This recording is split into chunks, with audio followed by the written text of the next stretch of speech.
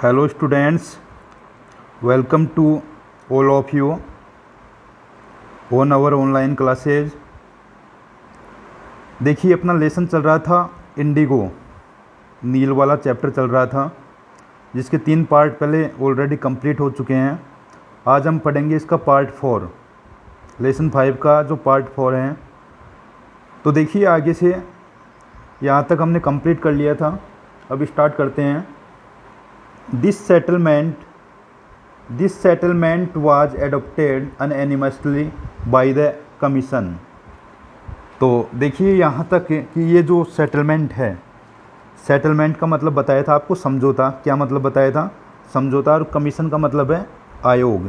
क्या मतलब है? आयोग। और अनएनिमसली यानी अनएनिमसली का मतलब है सर्वसहमति से। सर्वसहमति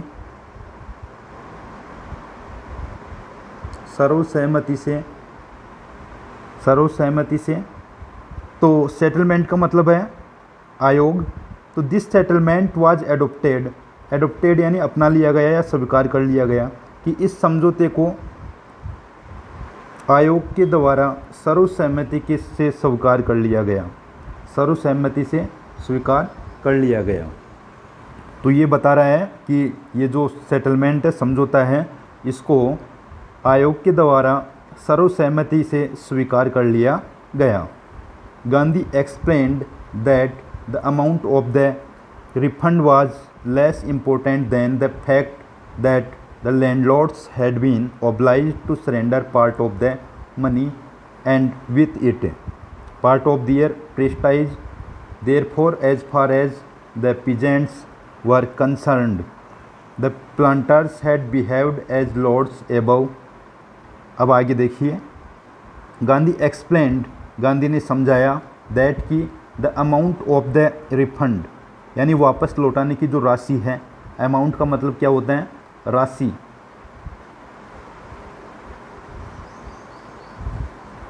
जो वापस लौटाने वाली जो राशि है वाज लेस इम्पोर्टेंट यानी वो कम महत्वपूर्ण थी। देन इससे the fact that the landlords had been obliged, जो लैंडलॉर्ड्स थे, जमींदार थे, वो इतने ओब्लाइज्ड थे to surrender part of the money यानी पैसे का जो पूरा भाग है उसको समर्पित करने में, समर्पण करने में। सरेंडर का मतलब आपको बताया था समर्पण।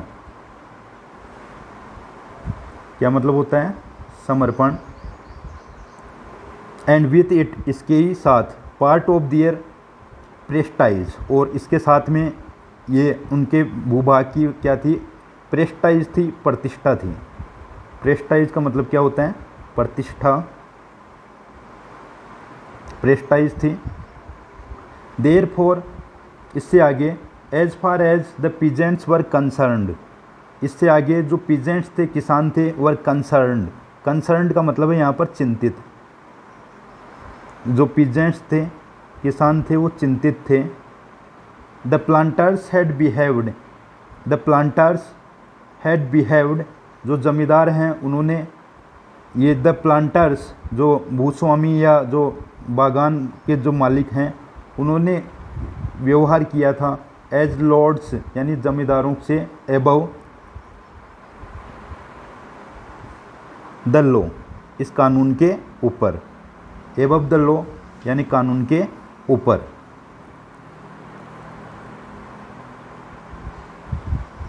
तो यहाँ तक ये जो अपना पैराग्राफ था, इसको एक बार फिर से मैं रिवाइज कर देता हूँ। देखिए, this settlement was adopted unanimously by the commission यानी इस समझौते को कमीशन के द्वारा, आयोग के द्वारा सर्वसहमति से स्वीकार कर लिया गया। गांधी ने समझाया कि जो वापस लौटाने की राशि है वो इससे कम महत्वपूर्ण थी जमींदारों की बजाय, जो कि वो अपने आप को सरेंडर करने में ओब्लाइज थे, पूरा पैसा, और इसी के साथ में ये उनकी प्रतिष्ठा थी। इससे आगे, as far as the peasants were concerned यानी किसान थे, वो लंबे समय से चिंतित थे। The planters had behaved as lords, और प्लांटर्स का मतलब बताया था आपको पहले कि जो जमींदार हैं वो व्यवहार उन्होंने बिहेव किया था, व्यवहार किया था, कानून के भी ऊपर व्यवहार किया था, कानून के ऊपर उन्होंने व्यवहार किया था। आगे चलते हैं next paragraph.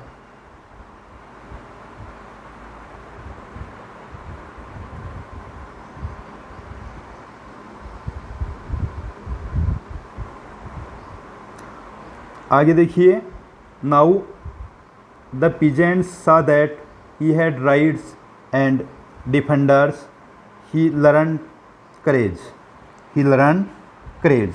Now the peasants सा दैट, अब किसानों ने देखा कि ही हैड राइट्स यानी उसके पास अधिकार थे, एंड डिफेंडर्स और उसके स्वयंसेवक थे, और उसके क्या थे, स्वयंसेवक भी थे। ही लर्न करेज, ही लर्न करेज। तो डिफेंडर्स का मतलब लिख लेना आप, रक्षा करने वाले या रक्षक। तो नाउ द पीजेंट सा दैट, अब किसानों ने देखा कि उसके पास अधिकार थे और उसके पास रक्षक भी थे। ही लर्न करेज, और उसने साहस को अच्छी तरह से जान लिया था, सीख लिया था। Events justified Gandhi's position, events यानी घटनाएं, जस्टिफाइड गांधीज पोजीशन, जो घटनाएं थी वो, ये घटनाएं थी वो जस्टिफाइड थी यानी तर्कसंगत थी। जस्टिफाइड का मतलब क्या है, तर्कसंगत। घटनाएं तर्कसंगत थी। गांधीज पोजीशन, गांधी की जो पोजीशन है, गांधी की स्थिति है वो तर्कसंगत थी इन घटनाओं के प्रति। तो यही है इसका जो अनुवाद निकालोगे तो क्या होगा, गांधी की जो स्थिति है वो तर्कसंगत थी इन घटनाओं के प्रति। With in a few years the British planters abandoned their states which reverted to the peasants, indigo sharecropping disappeared। देखिए लास्ट का टॉपिक आ रहा है, इसमें क्या बोल रहा है कि with in a few years यानी कुछ ही वर्षों के अंतर्गत, द ब्रिटिश प्लांटर्स की जो ब्रिटिश जमींदार थे, abandoned their states, उन्होंने अपने जो क्षेत्र हैं उनको छोड़ दिया या त्याग दिया। abandoned का मतलब होता है छोड़ दिया।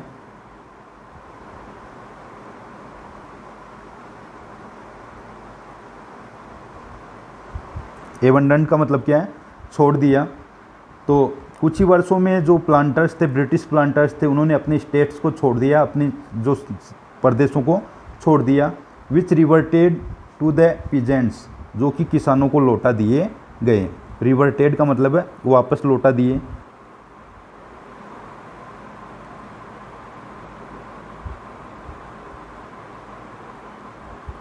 वापस लौटा दिए, जो कि किसानों को वापस लौटा दिए गए। इंडिगो शेयर क्रॉपिंग डिसअपियर्ड, और ये जो नील की जो खेती है अब वो बंद हो चुकी थी, गायब हो चुकी थी। क्या हो चुकी थी, डिसअपियर्ड हो चुकी थी, मतलब गायब हो गई। नील की जो खेती है वो करना ही बंद कर दिया उन्होंने, गायब हो गई। Gandhi never contented himself with large political और economic solutions. Gandhi never contented himself, Gandhi अपने आप कभी भी संतुष्ट नहीं था। कंटेंटेड का मतलब है संतुष्ट था, संतुष्ट होना, इसको कंटेंट को मतलब होता है। तो गांधी अपने आप कभी भी संतुष्ट नहीं था इस बड़ी राजनीतिक और आर्थिक हलों के साथ में, आर्थिक सॉल्यूशंस के साथ में। इकोनॉमिक का मतलब सभी जानते हो, आर्थिक, और पॉलिटिकल का मतलब राजनीतिक।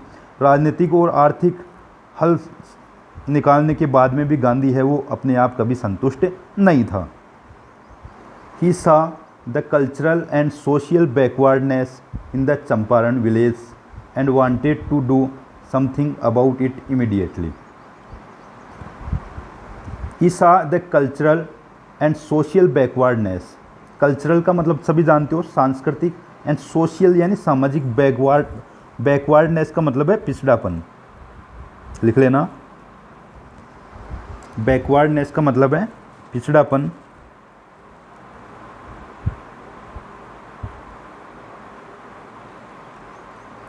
पिछड़ापन। ही saw the cultural and social backwardness, उसने सांस्कृतिक और सामाजिक पिछड़ापन देखा था।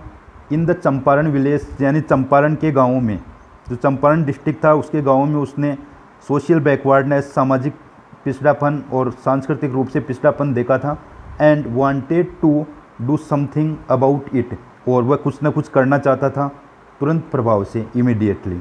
मतलब इस पर वो कुछ ना कुछ करना चाहता था, तुरंत प्रभाव से कुछ ना कुछ करना चाहता था। ही अपील्ड फॉर टीचर्स, उसने अध्यापकों से निवेदन किया। अपील्ड का मतलब है निवेदन किया।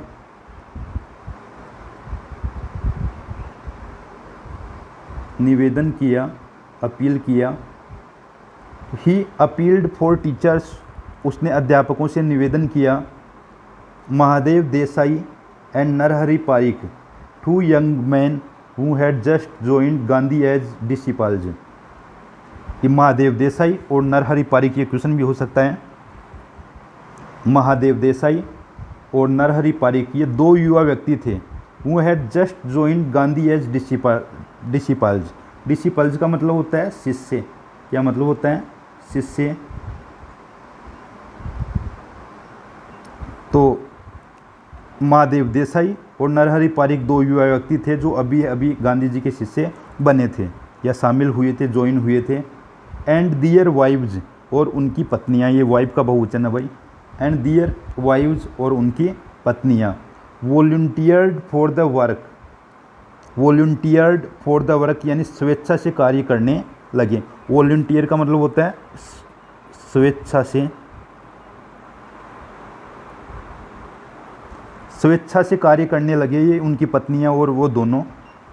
Several more came from Bombay, Poona and other distant parts of the land. Several का मतलब बताया है कई, समझ गए? तो सेवरल मोर केम, और भी कुछ अधिक आए, बॉम्बे और पूना से आए। And other distant parts of, और दूर दूर से, उस क्षेत्र से दूर दूर से व्यक्ति आए। तो देखिए इसका अर्थ हो गया कि several more came from Bombay, Poona and other distant parts of the land, और भी अन्य कुछ व्यक्ति बॉम्बे, पूना से, वहाँ से दूर दूर से आए। Devdas, Gandhi's youngest son, arrived from the ashram, and so did mistress Gandhi, and so did mistress Gandhi. Devdas जो गांधी जी का सबसे छोटा पुत्र था, अराइव्ड फ्रॉम आश्रम, वह भी आश्रम से आया। And so did mistress Gandhi, और श्रीमती गांधी भी आई। सो डिड मिस्ट्रेस गांधी, और श्रीमती गांधी भी आई। देवदास जो गांधी जी का सबसे छोटा पुत्र था वो भी आया। प्राइमरी स्कूल्स वर ओपनड इन 6 विलेज, ये ध्यान रखना, ध्यान से पढ़ना यहाँ पर कि 6 गांवों में प्राथमिक विद्यालय खोले गए। 6 गांवों में प्राथमिक विद्यालय खोले गए। कस्तूरबा टोट द आश्रम rules on personal cleanliness and community sanitation. देखिए कस्तूरबा बाई है, वो आश्रम में क्या है कि नियम पढ़ाती थी। ऑन पर्सनल क्लीनलीनेस यानी व्यक्तिगत रूप से स्वच्छता, और सामुदायिक जो सफाई है, सैनिटेशन का मतलब है सफाई, साफ सफाई को बोलते हैं सैनिटेशन, सफाई सैनिटेशन। तो कस्तूरबा बाई है वो आश्रम में स्वच्छता और साफ सफाई के बारे में पढ़ाती थी सामुदायिक रूप से। कम्युनिटी का मतलब होता है समुदाय, कम्युनिटी का मतलब क्या होता है? समुदाय।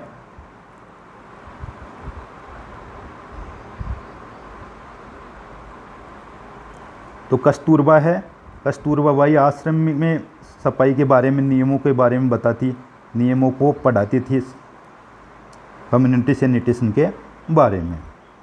तो स्टूडेंट्स यहाँ तक क्लियर हो गया? That's clear. अब देखिए एक बार रिवाइज कर देता हूँ मैं, फिर भी आपके कुछ रह गया हो तो। देखिए यहाँ से था कि गांधी है वो अपने आप से राजनीतिक रूप से और आर्थिक रूप से कभी भी संतुष्ट नहीं था। हल निकाल करके उसने चंपारण में सामाजिक पिछड़ापन और सांस्कृतिक पिछड़ापन देखा वहाँ के गाँव में, और वह कुछ करना चाहता था इमीडिएटली। उसने अध्यापकों से निवेदन किया। महादेव देसाई, नरहरि पारिक 2 युवा व्यक्ति थे जो अभी अभी गांधी जी के शिष्य बने थे, और उनकी पत्नियां भी स्वेच्छा से कार्य करने के लिए आगे आई, और कई पूना और बॉम्बे से भी आए थे, दूर दूर के क्षेत्रों से आए थे। देवदास गांधी का सबसे छोटा पुत्र था जो आश्रम से आया था, और श्रीमती गांधी भी, जो प्राय 6 गाँवों में 6 प्राथमिक विद्यालय खोले गए। कस्तूरबा बाई है वो आश्रम में इन नियमों को पढ़ाती थी व्यक्तिगत रूप से, और साफ सफाई के बारे में बताती थी। चलिए नेक्स्ट चलते हैं, आगे चलते हैं।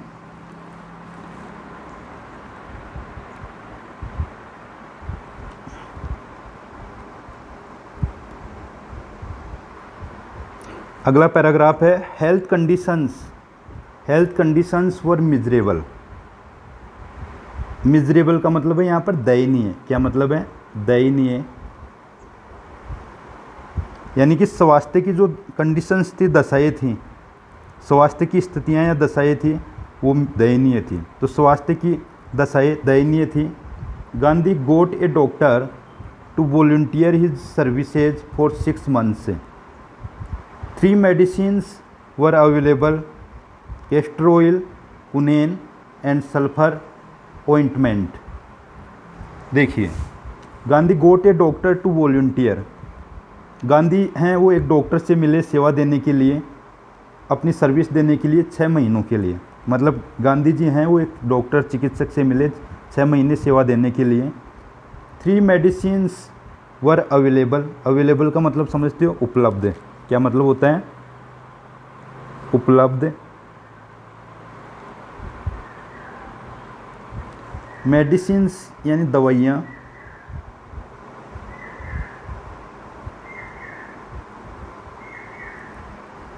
तो 3 दवाइयाँ वहाँ पर उपलब्ध थी, अवेलेबल थी।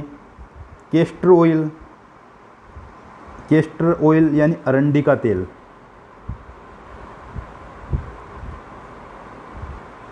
अरंडी का तेल।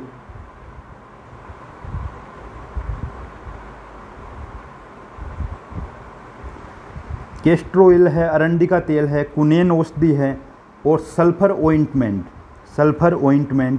और सल्फर ऑइंटमेंट यानी ऑइंटमेंट का मतलब है मलहम, सल्फर का मलहम।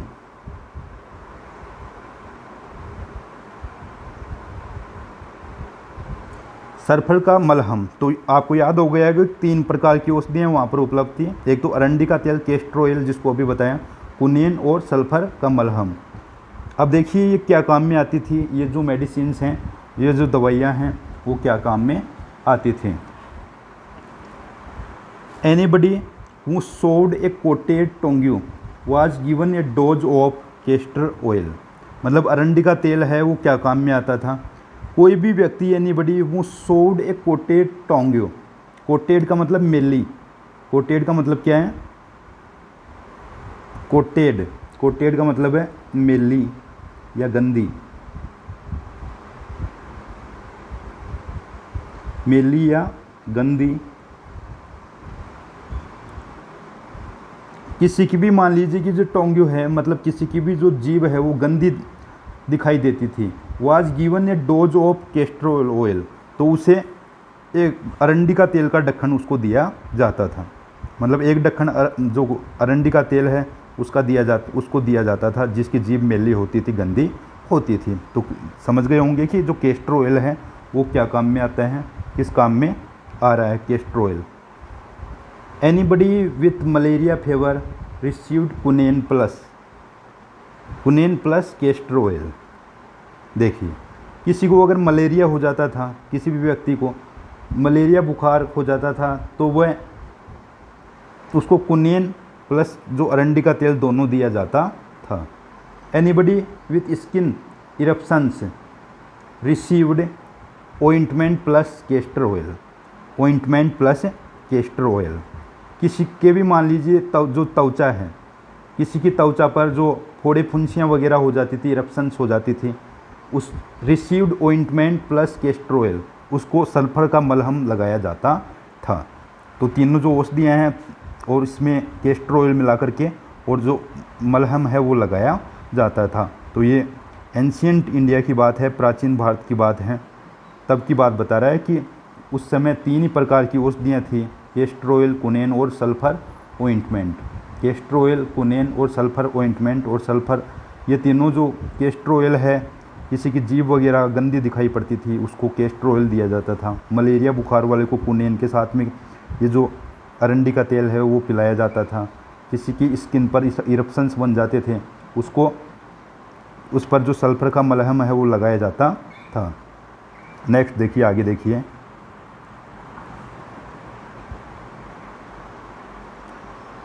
Gandhi noticed the filthy state of women's clothes. He asked Kasturba to talk to them about it.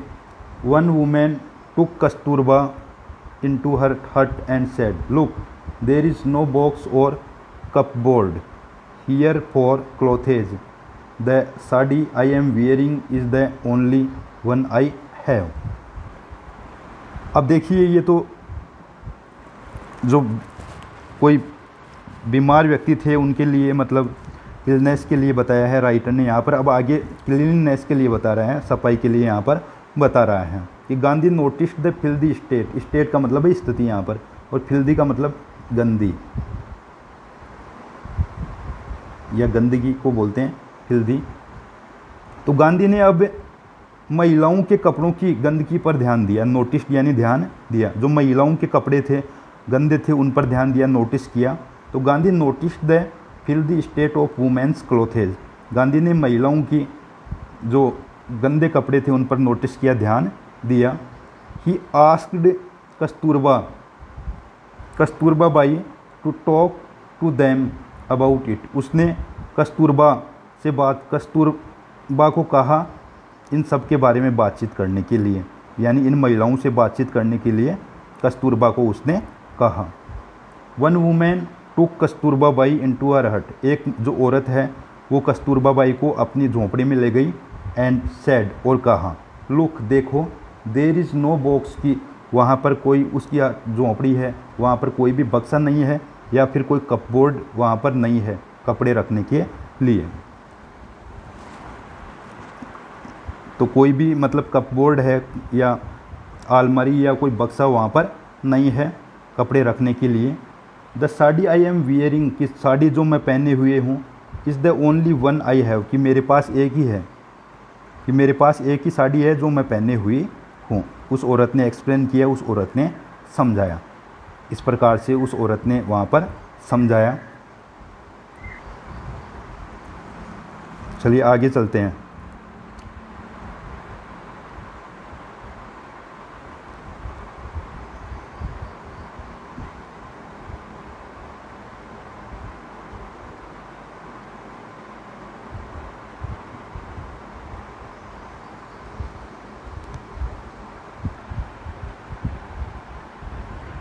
During his long stay in Champaran, Gandhi kept a long distance watch on the ashram. He sent regular instructions by mail and asked for financial accounts. Once he wrote to the residents that it was time to fill in the old latrine trenches and dig new ones, otherwise the old ones would begin to smell bad. तो देखिए, समझना इसको। During his long stay in Champaran, यानी लंबे समय चंपारण ठहरने के बाद, Gandhi kept a long distance, Gandhi को काफ़ी समय हो गया था, वॉच ऑन द आश्रम, यानी आश्रम पर नज़र डाले हुए। तो यही कह रहा है वो, ये जो राइटर है उतरा है, वो ये कहना चाहता है कि during his long stay in Champaran, यानी चंपारण में लंबे समय से रहने के बाद गांधी ने आश्रम से दूरी रखी, उसको देखने में दूरी बनाए रखा, मतलब वहाँ नहीं पहुँच सका वो। He sent regular instructions by mail, वह हमेशा क्या करता था कि मेल के द्वारा निर्देश भेजता था, इंस्ट्रक्शंस भेजता था। इंस्ट्रक्शंस का मतलब निर्देश, वह हमेशा ही है वो निर्देश भेजता था मेल के द्वारा। And asked for financial accounts, और जो फाइनेंशियल अकाउंट्स के बारे में पूछता था, यानी जो बही खाते थे, फाइनेंशियल का मतलब जानते हो, आर्थिक।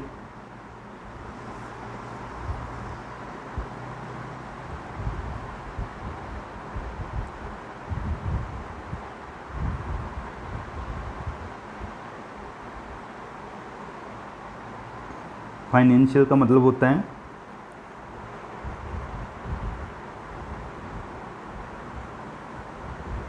आर्थिक, यानी आर्थिक रूप से वो जो अकाउंट्स थे, बही खाते थे, उनके बारे में पूछता रहता था। Once he wrote to the residents, residents का मतलब जो वहाँ के जो निवासी थे, रेजिडेंट्स का मतलब क्या है, निवासी। तो एक बार उसने वहाँ के निवासियों को लिखा, दैट कि क्या लिखा देखिए, वहाँ के निवासियों को लिखा कि that it was time to fill in the old latrine trenches. Trenches का मतलब होता है जो खाइयाँ होती हैं, उनको बोलते हैं खाइयाँ या गड्ढे, उनको बोलते हैं ट्रेंच। ट्रेंच का मतलब खाइयाँ। एक बार उन्होंने वहाँ के रेजिडेंट्स को लिखा कि अब ये जो समय था वो पुरानी जो लेट्रिन करने की जो खाइयाँ हैं उनको भरने का था। And dig new ones otherwise, and dig new ones, dig का मतलब होता है खोदना,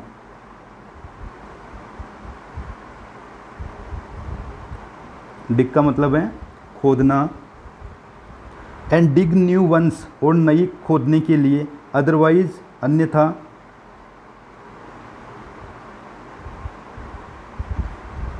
द ओल्ड वंस, जो पुरानी जो खाइयाँ हैं, would begin to smell bad, बुरी तरह से बदबू देने लगेंगी, बुरी तरह से बदबू देने लगेंगी। इस प्रकार से वो वहाँ के जो रेजिडेंट्स हैं, निवासी हैं, उनको लिखता है, वहाँ के रेजिडेंट्स को लिखता है। तो एक बार मैं रिवाइज कर देता हूँ आपको ये।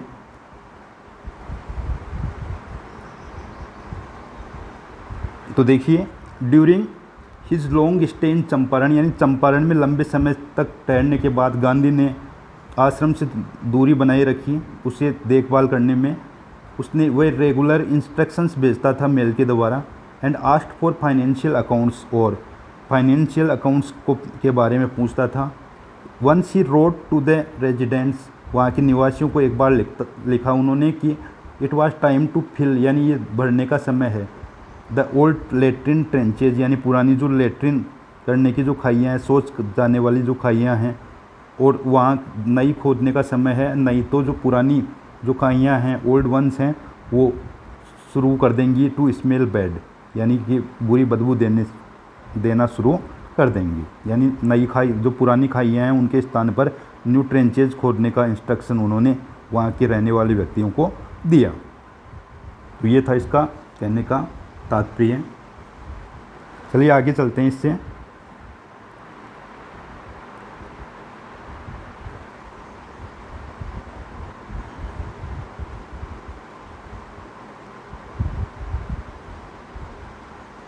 तो आगे देखिए, the Champaran episode was a turning point in Gandhi's life. What I did, he explained, was a very ordinary thing. I declared that the British could not order me about in my own country। कि जो Champaran episode है वो गांधी के जीवन में एक निर्णायक बिंदु था। जो टर्निंग पॉइंट होता है, टर्निंग पॉइंट का मतलब होता है निर्णायक बिंदु, लिख लेना। टर्निंग पॉइंट का मतलब क्या होता है, निर्णायक बिंदु।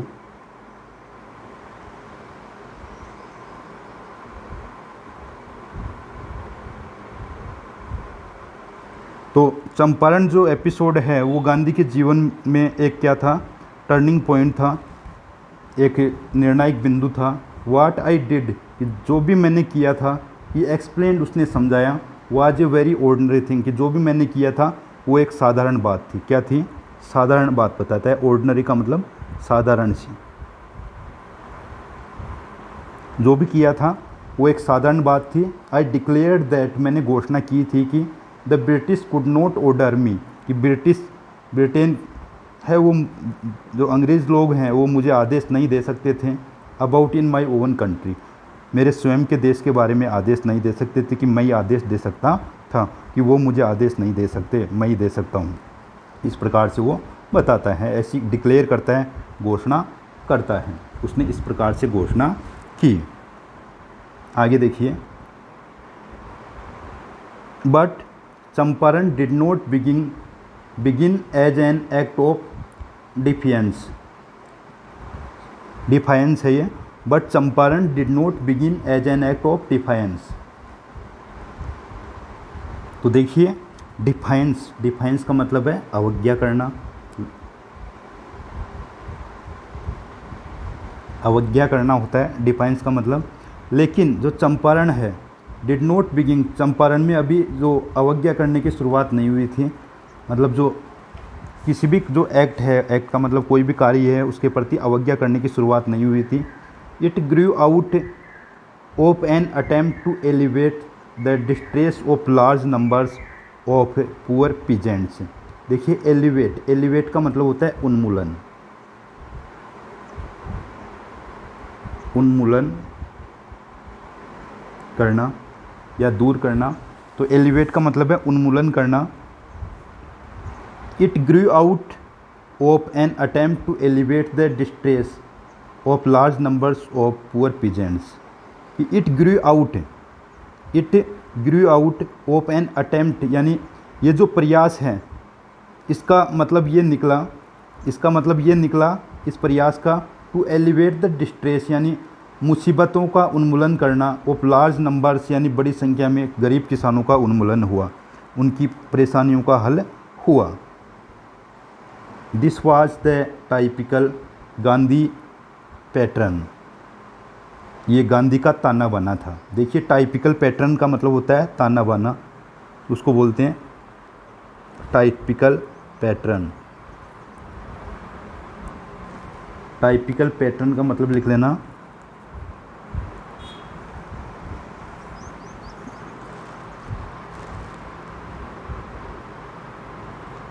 ताना बाना।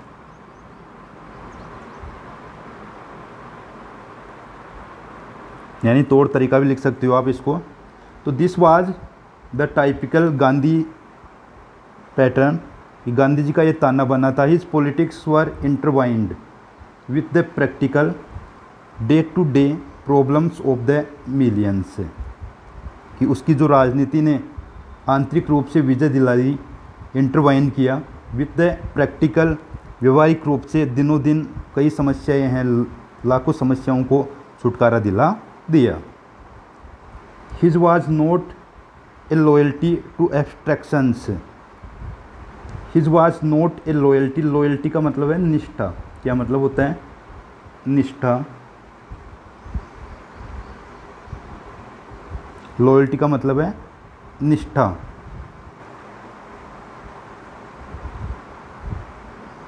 His was not a loyalty to abstractions, abstractions का मतलब होता है जो बुद्धिहीनता होती है या मतिहीनता,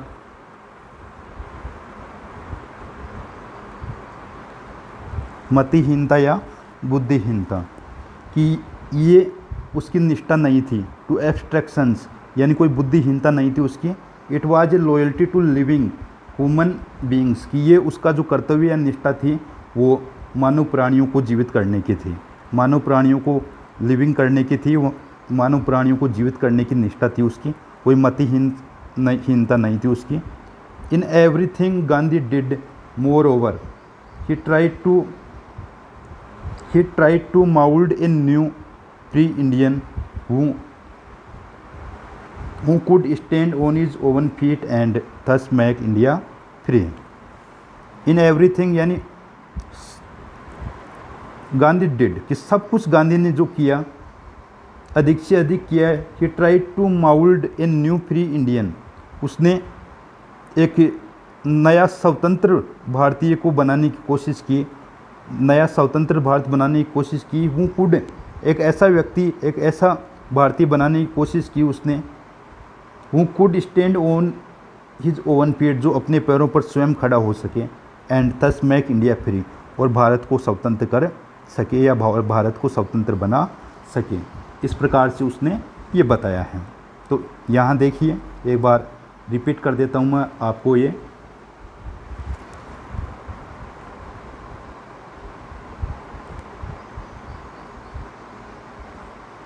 कि चंपारण में अभी ये कोई अवज्ञा की शुरुआत नहीं हुई थी, और इसका जो सारांश वही निकला कि जो अधिक से अधिक पुअर पीजेंट्स थे बड़ी संख्या में, उनका उन्मूलन हुआ। ये कोई सांस्कृतिक ताना बाना था गांधी का। जो राजनीति थी व्यवहारिक रूप से दिनों दिन कई समस्याएं हैं, लाखों व्यक्तियों की समस्याओं को छुटकारा दिलाया। और ये उसकी कोई बुद्धिहीनता या मतिहीनता नहीं थी, ये उसकी जो लॉयल्टी थी, निष्ठा थी, केवल वहाँ के जो ह्यूमन बींग्स हैं, मानव प्राणियों को जीवित रखने की। हर प्रकार में गांधी ने जो किया वो अच्छा ही किया। उसने कोशिश की एक नए भारतीय को बनाने की, जो अपने पैरों पर खड़ा हो सके और इंडिया को फ्री कर सके, इंडिया को स्वतंत्र बना सके। नेक्स्ट पैराग्राफ देखिए।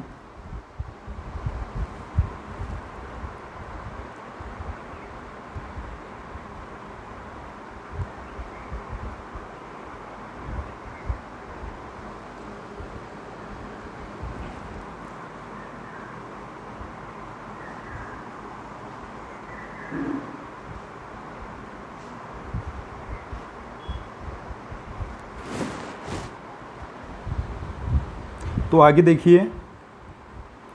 Early in Champaran action Charles Freer Andrews the English pacifist who had become a devoted follower of the Mahatma. देखिए यहाँ पर जो पैसिफिस्ट वर्ड आया है इसका मतलब है विद्वान।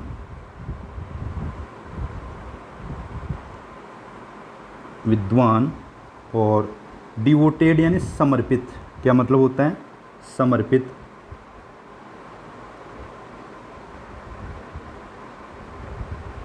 समर्पित। फॉलोवर, फॉलोवर का मतलब है अनुयायी। अनुयायी। देखिए समझना जो पूरा सेंटेंस है कि अर्ली इन चंपारण एक्शन, यानी चंपारण में ये कार्य समाप्त होने से पहले ही चार्ल्स फ्रियर एंड्रयूज, ये नाम है भाई इस अंग्रेज का, Charles Freer Andrews the English pacifist यानी अंग्रेजी विद्वान है, जो कि who had become a devoted follower, जो कि एक समर्पित महात्मा का अनुयायी बनने के लिए आया था। मतलब महात्मा गांधी का ये डिवोटेड फॉलोवर्स था, अनुयायी था। Came to bid Gandhi farewell, Gandhi ji को अलविदा बोलने के लिए आया था। Before going on a tour of duty to the Fiji islands, यानी फिजी द्वीपों पर, फिजी द्वीप पर जाने से पहले। ये जो चार्ल्स फ्रियर एंड्रयूज है वो महात्मा का अनुयायी बनने के लिए और उसको अलविदा कहने के लिए आया था। वहाँ टूर करने के लिए ये जा रहा था, ये बोल रहा है यहाँ पर। तो दोबारा देख लो इसको। Early in the Champaran action Charles Freer Andrews the English pacifist, ये चंपारण में कार्य करने से पहले ही चार्ल्स फ्रियर एंड्रयूज हैं जो अंग्रेजी विद्वान हैं, वो समर्पित अनुयायी बनने के लिए आए थे और महात्मा को फिजी द्वीपों पर टूर भ्रमण करने से पहले गांधी जी को फेयरवेल बोलने के लिए आए थे, अलविदा बोलने के लिए आए थे। आगे देखिए। Gandhi's lawyer friends thought it would be a good idea for Andrews to stay in Champaran and help them. Gandhi ji के जो वकील मित्र थे उन्होंने विचार किया कि it would be a good idea, कि ये एक अच्छा विचार होगा, एक गुड आइडिया होगा for Andrews to stay in Champaran, कि एंड्रयूज है वो चंपारण में ठहरेगा और उनकी क्या करेगा? सहायता करेगा। उन्होंने सोचा कि ये जो अंग्रेज है वो चंपारण में रुकेगा और उनकी क्या करेगा? सहायता करेगा। उनके जो वकील मित्र थे उनका यही सोचना था। Andrews was willing if Gandhi agreed, और एंड्रयूज की ये विलिंग थी, इच्छा थी कि अगर गांधी क्या हो जाए? एग्रीड हो जाए, गांधी जी क्या हो जाए? सहमत हो जाए, एग्री हो जाए, तो वो उनकी हेल्प करने के लिए तैयार था। कि गांधी जी हैं वो एग्रीड हो जाए, सहमत हो जाए, तो उनकी क्या करने के लिए तैयार था? वो सहायता, हेल्प करने के लिए तैयार था। But Gandhi was vehemently opposed. Vehemently का मतलब पहले ही बताया था, जोरदार, और ओपोज्ड का मतलब है विरोध किया। क्या मतलब है? विरोध किया। लेकिन गांधी जी ने जोरदार इसका क्या किया? विरोध किया। ही सेड, उसने कहा, you think that in this unequal fight it would be helpful if we have an Englishman on our side. और उसने क्या कहा देखिए, यू थिंक दैट, आप सोचते हो कि इन दिस अनइक्वल फाइट, कि इस असमान संघर्ष में, इट वुड बी हेल्पफुल, कि ये सहायक होगा, if we have an Englishman on our side, कि अगर हम जो अंग्रेज़ व्यक्ति हैं वो एक तरफ हो, अंग्रेज़ व्यक्ति अपनी साइड हो, तो क्या ये हेल्पफुल होगा। उसने इस प्रकार से इसका ज़ोरदार विरोध किया। दिस शोज़ द वीकनेस, कि ये तो कमज़ोरी को दर्शाता है। इसको दर्शाता है, कमज़ोरी को दर्शाता है। दिस शोज़ द वीकनेस, कि ये कमज़ोरी को दर्शाता है, ये तो कमज़ोरी को दर्शाता है। ऑफ योर हार्ट, आपके मन की कमज़ोरी को। The cause is just and you must rely upon yourselves to win the battle. The cause is just, और इसका कारण यही है कि यू मस्ट रिलाई अपॉन, ये वर्ड आया है रिलाई अपॉन, यानी अपने आप पर निर्भर रहना। लिख लेना, इसका अर्थ क्या है, रिलाई अपॉन, अपने पर निर्भर रहना या अपने आप पर निर्भर रहना।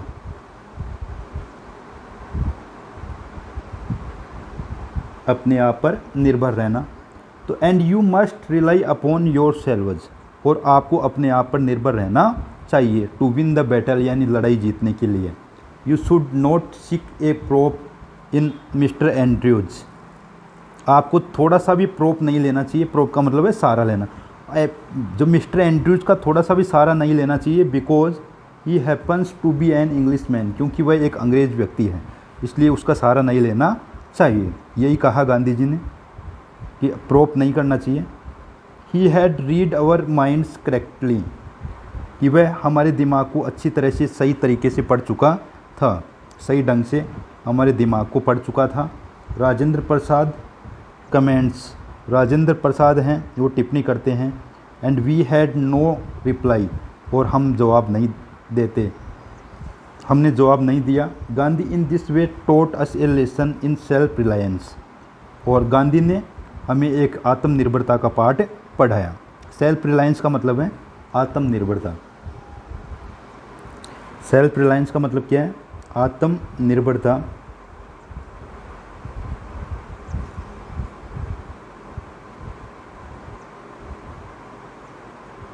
और गांधी ने हमें आत्मनिर्भरता का एक लेसन पढ़ाया, पाठ पढ़ाया। Self reliance, Indian independence and help to sharecroppers were all bound together. Last line है अपने चैप्टर की ये। Self reliance, Indian independence, self reliance यानी आत्मनिर्भरता, और भारत को स्वतंत्र बनाना, और ये जो किसानों की शेयर क्रॉपर्स की सहायता करना, ये आपस में एक दूसरे से बंधे हुए थे, बाउंड थे, ये आपस में एक दूसरे से बाउंड थे, बंधे हुए थे। ये इसमें जो बता रहा है, जो राइटर है, ऑथर है। इसी के साथ में अपना जो इंडिको जो चैप्टर है वो फिनिश होता है। इंडिको चैप्टर फिनिश है। तो एक बार इसको मैं रिवाइज कर देता हूँ, फिर से देख लेना। Early in Champaran action, Charles Freer Andrews, the English pacifist who had become a devoted follower of the Mahatma, came to bid Gandhi farewell before going on a tour of duty to the Fiji Islands। तो ये बता रहा है इसमें कि चंपारण में ये कार्य होने से पहले जो चार्ल्स फ्रियर एंड्रयूज एक अंग्रेजी विद्वान आए थे, जो महात्मा के फॉलोवर थे, महात्मा गांधी जी के फॉलोवर अनुयायी बनना चाहते थे, और गांधी जी को फिजी द्वीपों पर भ्रमण करने से पहले ही उनको अलविदा बोलने के लिए आए थे, यानी फिजी द्वीप पर जाने से पहले अलविदा बोलने के लिए आए थे। यहाँ जो वर्ड है बिड का मतलब है अलविदा या छोड़ना। गांधी जी के वकील मित्र थे, Gandhi's lawyer friends thought it would be a good idea. Gandhi के जो वकील मित्र थे उन्होंने सोचा कि एक अच्छा विचार होगा, एक अच्छा आइडिया होगा कि जो फ्रियर एंड्रयूज है वो आ गए तो एक अच्छा विचार होगा। For Andrew to stay in Champaran, Andrew के चंपारण में रुकने से, एंड हेल्प देम, और उनकी सहायता करेगा वो। एंड्रयू वॉज विलिंग, एंड्रयूज़ की भी इच्छा थी, इफ़ गांधी एग्रीड, अगर गांधी जी क्या हो जाए, सहमत हो जाए। बट गांधी वॉज वेहीमेंटली ओपोज्ड, गांधी ने वेहीमेंटली क्या किया, ओपोज्ड किया, उसका विरोध किया, प्रोटेस्टेड किया। ओपोज्ड का जो सिमिलर वर्ड है वो प्रोटेस्टेड होगा, क्या होगा, प्रोटेस्टेड। ही सेड, उसने कहा, you have an Englishman on our side, he said, उसने कहा, यू थिंक दैट, आप सोचते हो कि इस असमान लड़ाई में ये अच्छा होगा, सहायक होगा कि अगर अंग्रेज़ व्यक्ति हैं वो अपनी तरफ होते तो ये अच्छा होगा। This shows the weakness of your heart, ये तो आपके हृदय की कमज़ोरी को दर्शाता है, बताता है। The cause is just and you must rely upon yourselves, और इसका कारण यही है कि आपको अपने आप पर रिलाई अपॉन रहना चाहिए, योर सेल्व्स यानी अपने आप पर निर्भर रहना चाहिए, टू विन द बैटल यानी इस लड़ाई को जीतने के लिए, इस लड़ाई को जीतने के लिए आपको अपने आप पर निर्भर रहना चाहिए।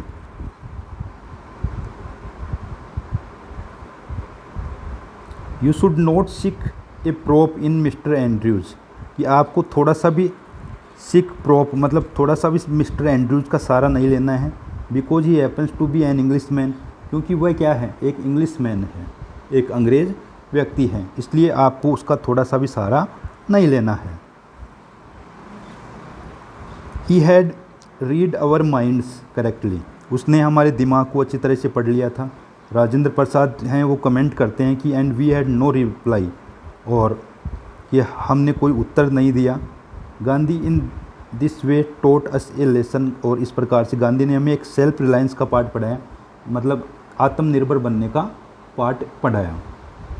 आत्मनिर्भर बनने का गांधी जी ने हमें क्या पढ़ाया, एक लेसन पढ़ाया।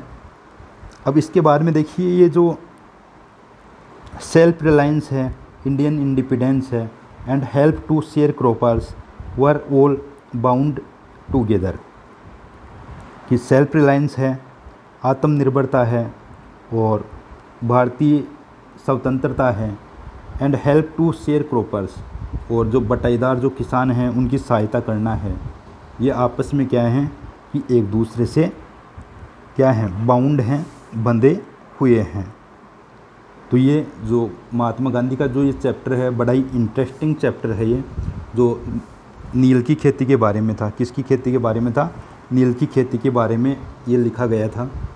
तो इसी के साथ में अपना जो इंडिगो जो लेसन है वो कंप्लीट है। आप समझ गए होंगे, सारी जो वर्ड मीनिंग्स हैं वो मैंने बताई हैं आपको, और चैप्टर का जो हिंदी अनुवाद है वो करते रहना आप साथ के साथ में। और जो अपना अगला जो वीडियो आएगा, अगला पार्ट आएगा, उसमें मैं आपको इस जो चैप्टर के जो क्वेश्चन आंसर्स हैं वो बताऊंगा, लिखाऊंगा आपको। Okay, thanks.